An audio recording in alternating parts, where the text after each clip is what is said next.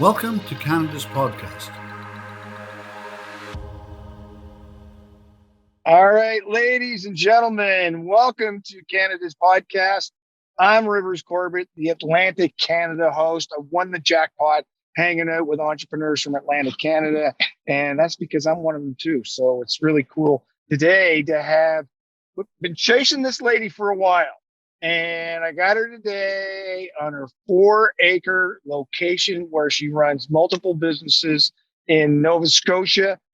Lisa Draper-Murphy as just, I can't wait to tell you the story behind her. So I want to dive in a bit before we welcome you, Lisa. Lisa is a Hollywood and Luminaries editor for Story of Fashion magazine.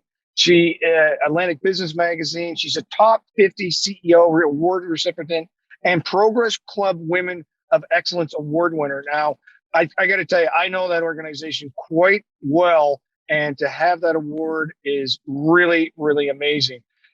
Lisa operates one of Canada's only remaining completely vertical fashion houses, overseeing all aspects of design, production, and retail of her collections in 5 posh, privately owned locations. So, Lisa, we're going to dive right into how's it going? I mean, you say you've been kind of hanging out in isolation. Talk to us about where you're at right now physically, because I love the journey of entrepreneurship. As you said before we get started, you said we're not looking for jobs, so we can kind of do our own thing. So tell us where you're at. Well, I mean, I've always stayed in my own lane. Okay. Never really been one. I guess that's typical of many of us entrepreneurs.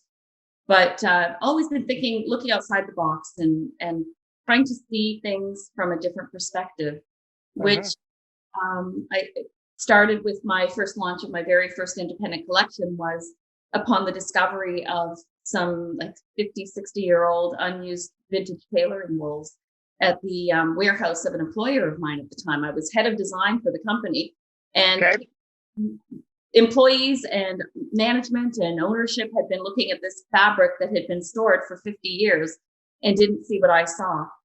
And I saw an incredible opportunity that launched my very first collection.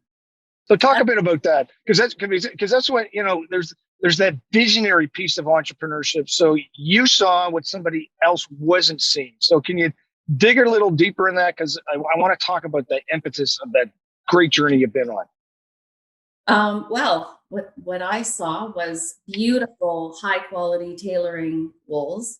Harris tweed from Ireland and Scotland and the UK, beautiful plaids, hand-woven plaids. And I went to my employer and I said, I found this fabric and I don't know why it's here, but I'm quite intrigued. Maybe I could try something with it. And he just said, oh, this has been here for years. It's just old. We were going to sell it off by the pound a couple decades ago and forgot about it. Okay. I said, well, why is it here? And he explained to me that his father was a Jewish immigrant from Poland who was a tailor, started the company and grew it from, tailoring a suit in a machine in the little corner of the room to expanding into dry cleaning and then doing service contracts for, police shirts. And eventually they were a 300 operator manufacturing company doing bunker gear and technical industrial apparel for, companies and end users all over the world. So they hadn't done tailoring probably in about 5 decades, but they still had all popped up. And I said, well, let me just do something with it. Let me just play, Yeah. So I got some of my sample sewers and we put together about a dozen suits and like jumpsuits and dresses using all of this tailoring wool. And I called an impromptu lunchtime fashion show in the boardroom. Nice. And sample sewers came in and they became models. And we did this show and everybody was so intrigued. They're like, what? I could never have pictured. I think they looked at one of the and said, I remember my father had a leisure suit in that in the 60s. And I had made dresses out of the same fabric. So it was a new perspective on some old fabrics. And a lot of my colleagues thought, this is not a good idea. Don't use vintage. At the time, living in Calgary, and you didn't even shop in vintage stores and admit it. So vintage fabric was not a thing. It had not been done. But I thought that it was a great opportunity to use a high quality raw material without creating, the demand for production of more raw materials. Like, let's use up this available, therefore sustainable material that can produce some gorgeous pieces. So that's what we did. We launched our first collection. And when you launched your business, you called it Turbine. Is that now? Talk about that, because that's, when I think of turbines, I think of industrial. I think of big mammoth machines. Talk to me about the rationale behind that. And why I asked the question is I find so many entrepreneurs they just throw out a name and hope it's going to stick, and they don't understand it's the identity of the business. So can you talk about your rationale behind the naming of your company, Turbine? Well, we were doing power suits for women. So Turbine, power generator. And at the time, this is back in 1997. Right. No women's tailored suits. Like if you were an entry-level lawyer, an articling lawyer or accountant, or somebody that was breaking into their professional career out of university, they were jumping from what they wore to the bar to graduating to wearing mom's suit from Braemar. Right. Suits that reflected the style of a 25 to 30-year-old young professional woman. Right. So we suits that reflected that, and they were some of the first sort of boot cut suits and sort of some retro jackets, and as long as it was professionally made and professionally cut, we could reflect some trends, and it took off. It was quite a hit right from the start. All right, so Lisa, you started your brand originally in Alberta, but back then there was no World Wide Web at that point in time. So how did you bring Turbine to the marketplace in Alberta? And I know you're hanging out in Nova Scotia now. We're going to talk about that journey, how you came across the country, but talk about the brand entry for Turbine into the Alberta marketplace.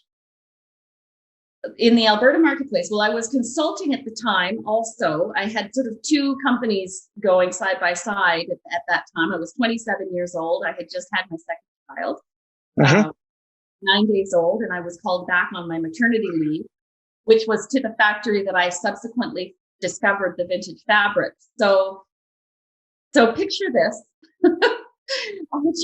I had a tiny little newborn who I was bringing to work with me because my maternity replacement hadn't worked out. While I was exhausted with this infant in my office with me every day, I was also walking the production floor to try to help her fall asleep for her afternoon nap. So, I love it. I discovered the warehouse of vintage fabric. But at the time, I was Canada's only freelance consultant for technical industrial apparel design. So I was working for this company as well as consulting to others, caring for two small children, and I was also launching my first collection. But to answer your question, to market it in Alberta without the internet, without Facebook media, anything like that, it was just a matter of doing something that caught people's attention. I recall you hanging your shingle and taking out the odd advertisement when you're a new business. Back then, you would have to do a lot of research. It was expensive, and you could make mistakes, and so it was just a lot of word of mouth and a lot of in-store events. And within about 6 months, I was also an industry expert on 2 international television shows. Okay. So it's always great for marketing a business if you have some validation and exposure that complements what you're doing and isn't, you're not paying for that exposure. In fact, they're usually paying you for it. So I love it. That was a big impetus for, spreading the word and getting my brand out there. I love it. There's a lot of what I love what you've said here is that you stood out. You were different. You were the unique kid in school. High school is all about fitting in. Business is not, and you were comfortable to be able to do that, not only because of the value, but because of your credibility. You came with that, and I'm sure that a lot of the resolve and the confidence that came from you delivering that brand to the marketplace was shown, and then word of mouth took off and allowed you to grow it accordingly. So Alberta, this is kind of an Atlantic Canadian story too. Can you fast forward? How did you get from Alberta to Nova Scotia? Well, back to the consulting. While I was opening my Turbine stores in Calgary, I was also flying to various factories across this country, designing anything from ballistics to bumper gliders to spelunking gear, for cave explorers, linemen's apparel, and doing these for every company. Actually, eventually I designed the collection for every company in Canada that focused on that manufacturing. Wow. Globalization has taken away our manufacturing industry to a large degree in Canada, so a lot of that isn't produced here now. Right. But it was actually a contract that I had been working on, and the company offered me the position of director of design and product development, and offered to move my family and my entire business to Nova Scotia. So that's a whole other story. So what did you do with your store in Alberta? Did you keep your store? Or did you, from what I'm reading about, you kept adding stores. So can you talk about that? One of my stores, I kept one of them downtown Calgary, and I about a year and a half, and I just found I just found it too difficult to maintain the creative need that it required. I mean, right. For most of us creative entrepreneurs, and I mean, it could be said that all entrepreneurs are creative, but especially when you work in a creative industry. Yes. Our creative energy is the oil that keeps our machine running. And I costed myself. It was too much. So I ended up doing the consulting, renovating a 250-year-old carriage house on our property, and I moved our entire company there. And I opened a restaurant in it. I did our manufacturing, our retail, and we just traveled around doing trunk shows primarily. Wow. Was the beginning of me trying to sort out, cut through the noise of all of the opportunities, because I see them everywhere, and determine what I wanted my lifestyle to be. Give me and my family a sense of balance. And that was one of the big reasons that I accepted the position and moved to Nova Scotia. Yeah, well, you touched on a lot of things here. One is you moved to a large landwise location. So I'm intrigued with that. Opened up a restaurant. So obviously went against the norm there. You did not do it in downtown Halifax. You created a destination, again, building your brand around that. 3, you talked about lifestyle. That was pretty important to you. So, as busy as you are right now, let me back up for a sec. In our original conversation, we talked about 4 businesses from where you are in your home now. Can you quickly touch on the 4? And why I'm asking that question, Lisa, is because I want you to talk about lifestyle, how you're able to build a lifestyle for you and your family that you want, managing 4 companies, running 4 companies, not managing them, running them. Mm-hmm.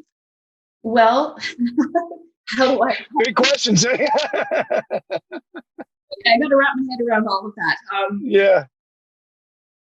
It was challenging at first, and it still is at times. And the pandemic really egged my chain. It took me back to, I'd had to make some really big, hard decisions just to maintain viability that were in contrast to the goals that I had set for myself and was so adamant that I wanted to maintain. But now we were in survival mode. Right. It's not perfect all the time, but I'm constantly, it's like a slot machine. Like you keep pulling the slot machine. Every day. Like those 3 things are resources, yes, and viability. Right. So they all line up and I've got that all in my view, then we start looking at ways of expanding on that and maintaining all of those things, that balance and that passion and that viability. So, I mean, Yeah. that's basically what we've done with every business. Those are key pillars for you to keep focused in on when it comes to starting and building your businesses, which is fantastic. Which one's your favorite business that you're working in right now? They're all your children. I've got 3 children, and I get asked that question too. Which one's your favorite? All of them are. I get it. Yeah. It all depends. I've created this sort of universe for myself. Yes. Whereby if I'm inspired by a certain aspect of one company, I can jump onto that, and that can become the thing that fuels my creativity for a little while. As long as the parts are in order, everything's working and things are maintained and running. I get very, very focused, and to the exclusion of almost everything else in my world. Right. So what's important to me is that I have a very solid team that I can count on. I don't have to be micromanaging or making sure that things, balls aren't getting dropped everywhere, because my team are very, very knowledgeable and they're reliable.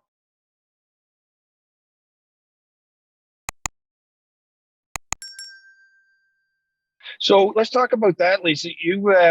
You're very integral in one, understanding the brand, and then also delivering on that brand promise. I get asked this question a lot. How does an owner, how does a founder start to bridge that branding piece that they know so intimately and start to bring that to the team? Because you talked about, I have a great team. So how do you bridge that spirit, whatever you want to call it, to your team? I think, we've been fortunate. Like-minded people have been drawn to this company. Right. Where we are unique. We're a vertical fashion house. There are many opportunities within the company itself to grow and learn and evolve. Employees that started out as, well, I had, for example, my executive assistant for 6 years started out as a part-time cutter in my studio. So he was learning the basic construction and manufacturing skills, and was so intrigued by the whole company and was a very, very big picture person that he ended up growing through the ranks and opened stores for me. Matt did hiring in Toronto. He did everything. He was involved in everything. So I really watched. I watch people. I watch for what gives them that twinkle in their eye, and I try to move them in that direction. I've been criticized for that on occasion, saying that that's counterproductive and you need to just tell people what their job is. And I disagree with that. I know this for myself, that I will work 10 times harder if I've been given a challenge that is exciting and passionate for me. Right.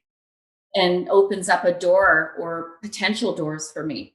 So I try to do that for my team members constantly at what they're doing and what they'd like to be doing. And I listen to them and I ask them specifically for where they would like to see themselves, or if there's an aspect of the company that they haven't had a chance to explore more and would like to. What's coming to my head, and you talk about focus, you talk about, I can get very, I don't want to say the opposite, distracted. You're not distracted, but from what it is you do. One of my favorite sayings in working with entrepreneurs is that the turtle won the race, slow and steady. And it seems to me that you've really adopted that strategy since 1987. Keep focused, keep moving, keep that direction, few distractions on the way, but you do not waver from those core fundamentals and the direction the company is going in. Is that fair to say that? And if it is fair, how would you suggest that other people learn from that approach? Well, I think that when I mentor entrepreneurs, and a lot, primarily in the retail field or in design, but others as well. There's a lot of transferable information. But I tell them to focus on pay attention to what gives you that fire in your belly. Right. It's not all just about spreadsheets. It's not all Right. just looking for a commodity that might be hot right now and let's jump. Like if you're not passionate about the product or the process or the customer that is going to draw to you, then you need to rethink it. So that passion is really important. Yes. Yes. And I there are a lot of things that I can't do, so I will not open a business focused on those things. I won't open I'm not that athletic. I'm not going to open a sports equipment store. Right.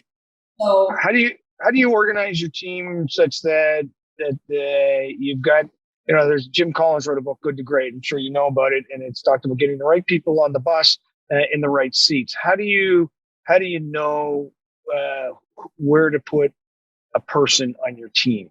What are some of the things you do to identify that? Because I think I see that a lot with entrepreneurs. They get great people, they're just doing the wrong things. How do you focus in on getting them to do the things that they are passionate about, they're interested in? I know you ask them, but there are other clues that you look at when you're watching them.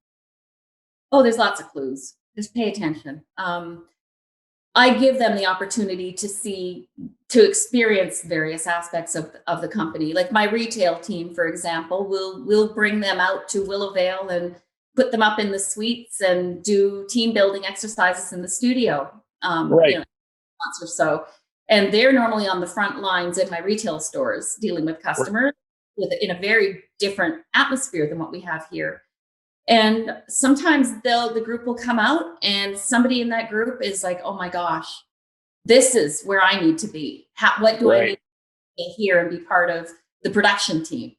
That love for fashion isn't just necessarily about dressing women up in clothing. It's about understanding how to make it and how different fabric will react in different styles, and how do you source the fabric, and how do these machines work, and how do you cut 300 garments at once? There's a whole backstory, and if you give your team members exposure to the broader company, you're going to learn sooner what interests them. Right. Got it. Willowvale. I was going to get into that, but Turbine to Willowvale. Tell us about Willowvale. Did I pronounce that right? Yeah, you did. Good. So Willowvale is it was our family home here in Nova Scotia. Yes. It was built in around 1780, and it had many iterations. It was a sea captain's estate. It was a boys' home for several decades. It was a birthing house for about 100 years, fruit farm. And then we bought the property, did some pretty major renovations and some outbuildings. We've done quite a lot here. And when our children were grown and moved out about 6 years ago, I started looking around and I thought, don't need all of this. I don't need this anymore. It's just a lot to me. So what are we going to do? And I started putting my thinking cap on, my entrepreneurial thinking cap, and decided that we were going to turn it into a resort. So I'm adding suites and amenities and a hot tub and gazebos and hammocks and fire pits and a sauna cabin and more suites. And we've just been over the span of about 5 years, turned it into a boutique resort, and we host hundreds and hundreds of groups here, and you can book the individual suites. We have part of the property that is ours. It's not accessible, and we make it work. It's actually been really good. I thought, we'll try this for a couple of years, and it might be a nice way to create some additional demand if we decide to sell. And you can buy this property and you can live in it if you can afford it, or you can live in it and it's a business that you can basically own and operate. So someday that'll be the succession plan, that this property will go to somebody who will take it to the next step. Oh, that's so brilliant. So Willowvale is, what you've done, which is interesting, ladies and gentlemen are listening, is she just didn't turn it into a place to come and enjoy. She turned it into, and her husband turned it into a place that was nurturing, that helped people to grow, that helped people to connect, and created a destination, not just a really awesome place to stay. And I really applaud you for doing. That's the business mind in you to look where others didn't see. Going back to when the gentleman originally, who you didn't see what you saw in the fabric, you've continued to focus in on that as your businesses grow. Lisa, talk to me about doing business in Nova Scotia. You have obviously got way beyond Nova Scotia borders doing business. What's the attraction to stay in Nova Scotia? And I say that because I love Atlantic Canada. So I want people around the world to hear your answer coming from your heart and your head. Well, one of the main reasons for the decision to accept the job and come to Nova Scotia all those years ago was really the lifestyle here. It is beautiful. It's peaceful. We could sell our house in downtown on the Bow River in Calgary, downtown Calgary, 25-foot lot. Yeah, right. House, one of the oldest houses in Calgary, but very cute. But we sold that and for half the price bought 4 acres and a sea captain's home here. Yes. Now it's sort of leveling out a little more. Property values here are they're catching up to the rest of Canada. So that doesn't happen quite the same way anymore. But I just thought, what a great opportunity. Buy some property in the country, let the kids the apple trees to climb and exploring in the nearby woods. And it was great. It was a great place to raise kids. How many kids do you have? 2. And they're 20, almost 30. Nice. I've got 2 23-year-olds and a 27-year-old. So same sort of trajectory. How did you include them in your journey as an entrepreneur? How did I include them? Well, they were they've been a part of everything that we've done. My daughter modeling for my shows and for television when she was about 2. Yes. Okay. And she has done quite a bit of modeling over the years. She's worked in our stores. My son managed our Toronto location for a couple of years at a university, and they've been involved. They're nice. Living in South America with his partner right now, but yes, doing some consulting, and he's done some IT work for us remotely. So even though he's kind of on a different path right now, he still has some ties and connection. I love it. That is so cool. I think it's a great education, let alone a great experience. And so good for you to do that. One more question, and then I'm going to lead with how do people hang out with you, because more people are going to lean in and say, I want to learn out more what's going on with Lisa. But what were some of the things? What was one thing that you had to totally change in your business because of COVID? Oh my goodness. That I had to totally change in my business. The pivots right from the very beginning. I think it was even before it was about a week before we were mandated for a 2-week, flatten the curve, that many of our colleagues in the business were saying, well, we're just going to close our stores for a week or 2. Like we don't know what's going on. This is really scary. We're just going to do the right thing, and it's going to be really hard. And how are we going to survive closing for a week? And I announced that we were going to do that, and I was sick to my stomach. I was like, what? Okay, well, I'll just keep my staff until we'll just white knuckle it. But when you're operating retail stores, you don't just sort of pull, all of those lost sales out of your back pocket and pay $20,000 in commercial rents with no revenue coming in. Like, it was really quite frightening. And then I received a Facebook message from a friend who had a daughter who was working in an emergency room in New York City, and they had no mask. And she said they were out of masks. She said they were wearing like hankies on their face. And she said, goodness. You have a background in material science. I know that you did all of this technical industrial apparel and safety gear, and you must be able to come up with something. And I spent the next 48 hours researching. And I came up with a 3-layer non-medical hydrophobic mask with a pocket for a melt-blown polypropylene filter. Neat. Which was finally the final recommendation about 6 weeks ago, was exactly what we introduced. Of course. Yes. Was anyway. Did you notice that, ladies and gentlemen? She rolled her eyes. I saw that. So, and you should have, by the way. Because I didn't take it lightly. I had gone through my entire career, had been, designing highly technical industrial apparel that sometimes one component of a garment might take a year to test, just that one component, not even the whole garment. So I took that very, very seriously. And I was really nervous when I saw some of the homemade masks that were out there, putting, the most porous fibers possible on their face, which is cotton and bamboo, which, I could go on and on about it, but I bet you could. I did. I launched one photo, a selfie of exhausted me wearing one background of my studio, and I put up a photo, and I just said, my team and I are working on this.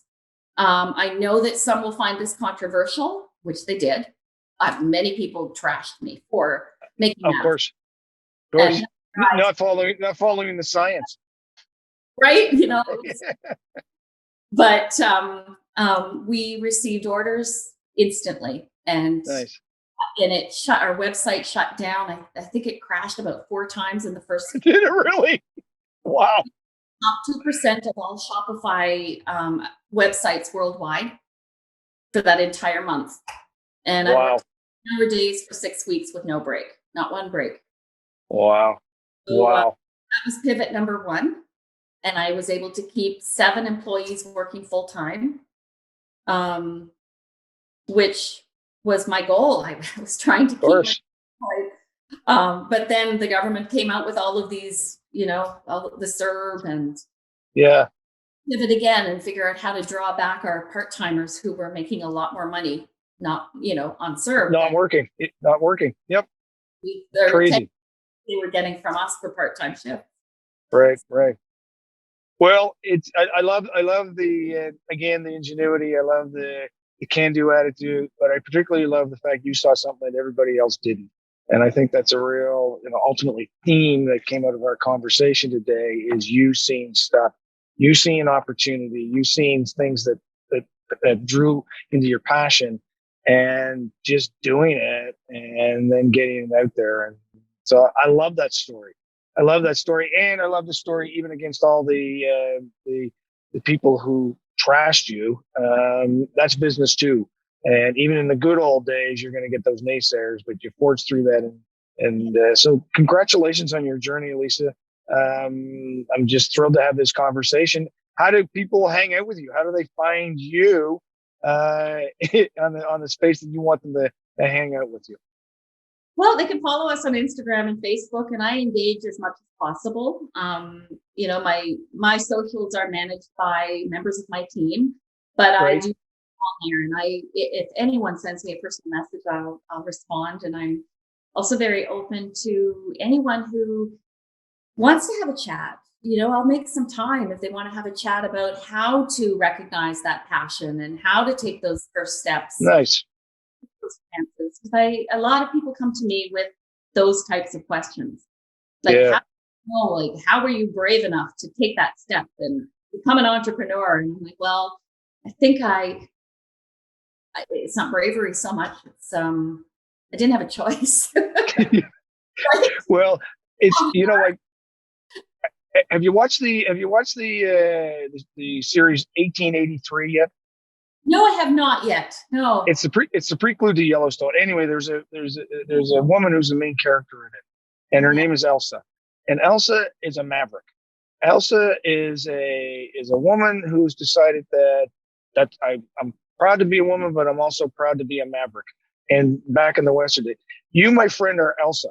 And you need to watch that show because through and through, you are this amazing woman in this show. And for those of you that have watched 1883, you'll know freaking well exactly what I mean by that.